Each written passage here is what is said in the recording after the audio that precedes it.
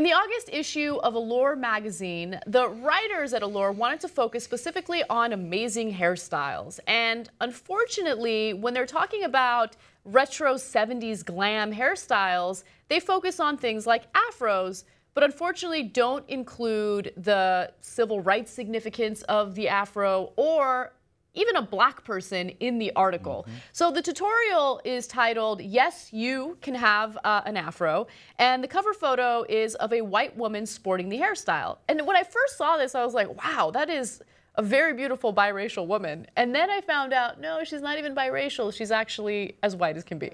So we have an example of that. She's beautiful.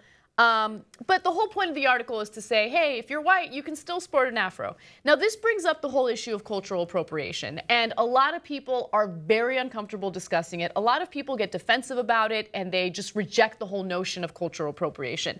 But I want to do my best to kind of explain why this is an issue.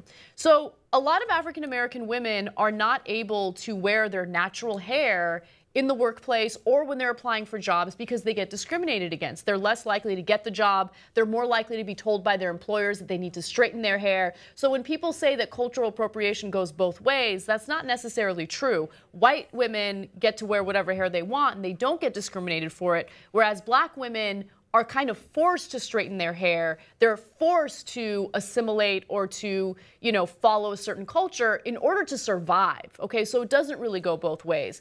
So when something like this is published by a beauty magazine or a women's magazine, it does add insult to injury to African American women, or black women, I should say, who have to suffer the consequences of sporting something that grows naturally from their heads. So, there were people that were upset about this Allure magazine article. I'll give you some examples of some tweets that were out there. One person wrote, everybody want their hair styled, but don't nobody want to be profiled. And another person writes, I knew this would happen, but I'm surprised at how fast it happened. We are really the trendsetters. They admire us, but we never get credit. So hopefully you guys kind of understand the perspective of black women in this story. And again, a lot of people do get defensive. This is not to demonize the white model. This is not to demonize white people who take on black culture. But when you take on black culture, also understand that there is that double standard, and also understand that if you love the culture, you should also be a fighter for the people who have created that culture. A lot of people don't speak out against police brutality against black people or discrimination against black people. So that's another component of that. Okay, I hope I did my best explaining it, but I want to know what you guys think. Tony, make your point. Well, as someone has beautiful curly hair, I get people on my case all the time. All the time. I can't deal with it. Well, is this what I'm not clear on? Is this article saying that, this is just telling women how to just style their hair, and is it specifically saying like to look more ethnic, you should do your hair this way? I don't understand if that's what it's trying to do. But for me, I think depending on where you work, doesn't everybody have to wear maybe their hair a certain way? I feel like I'm a little like I thought that's it depends on where you work. No. I don't agree with that. Yeah. Just because, okay, so me as a white woman with an Armenian background, I've never been told what I can and can't do with my hair. And I've done all sorts of crazy things with my hair.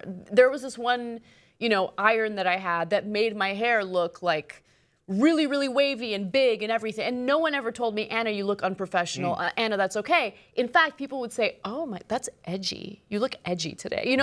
But I know that if a black woman did something similar, and by the way, if a black woman just had her natural hair and didn't do something to change the texture, she would get different treatment. And I have a perfect example of that. I have a really good friend who is black. She has beautiful hair. She would wear it in an afro regularly. And then when she went to a different company and started working for them, they told her, hey, you need to straighten it if you want to be on camera. And it never registered at the moment that that was an example of the double standard that a lot of black women talk about. But it is an example, and it's unfortunate. Karamo, what do you think? Make your point. I mean, we talked about this briefly yesterday. It's insensitive. It's really something that a lot of African Americans have to deal with constantly.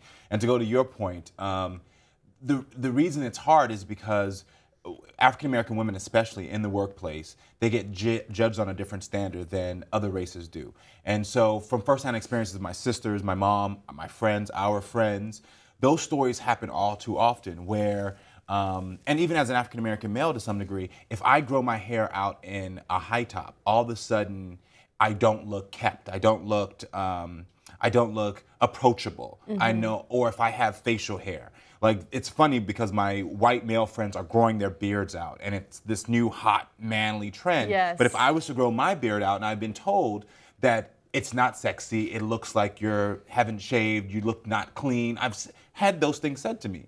And so there's a double standard there of how people approach one race when it comes to a certain style and when it comes to another. And then also in this article, all they had to do was make reference to the cultural significance of what the Afro meant to the African American community. Right. During the Civil Rights era, black women would, and black men as well, would wear their hair in an afro to, you know, basically symbolize black pride. Yes. And the fact that this magazine kind of trivializes it and kind of makes it seem like it's nothing more than a costume or a beauty fad is insulting. So I understand the perspectives of all sides in this story, including white people who do want to celebrate black culture and don't understand why they're being criticized. Just understand the context of the entire situation.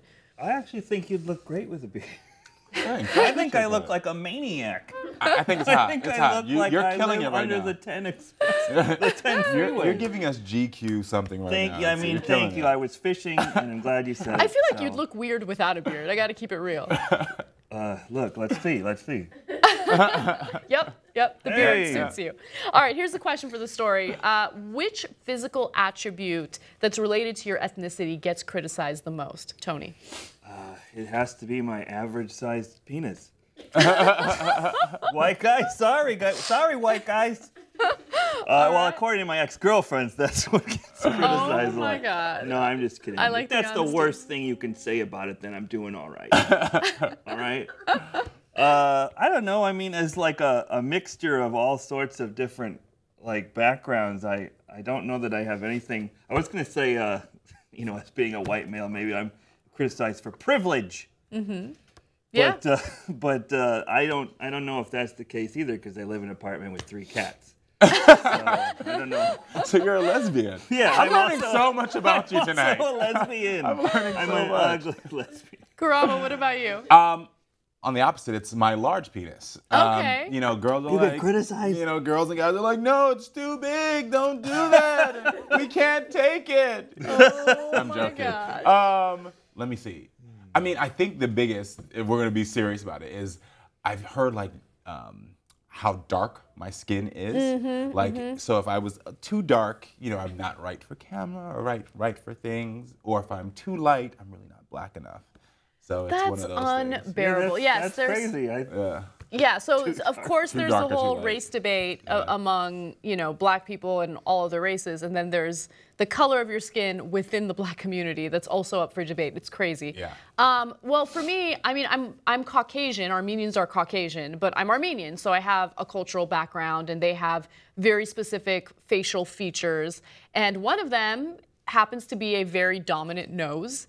And it gets made fun of quite a bit, and that's why I paid a plastic surgeon $7,000 to change that. So I was never comfortable with my nose. I didn't really care about the critics. It was more about loving the way I look, so Amen. I went and changed it. But yeah, it gets criticized a lot for a lot of different Armenians out there, and that's the reason why they do go under the knife, and I don't begrudge them for doing it. I did it as well. But for those who are actually proud of it and they don't give a shit, good for you. I love that as well. So you got to do whatever makes you happy. Anyway, guys, tell me what you think. If you are someone who has a certain component of your ethnicity criticized, share your story in the section below. I do want to read from you. I do want to hear from you. And we'll see you soon.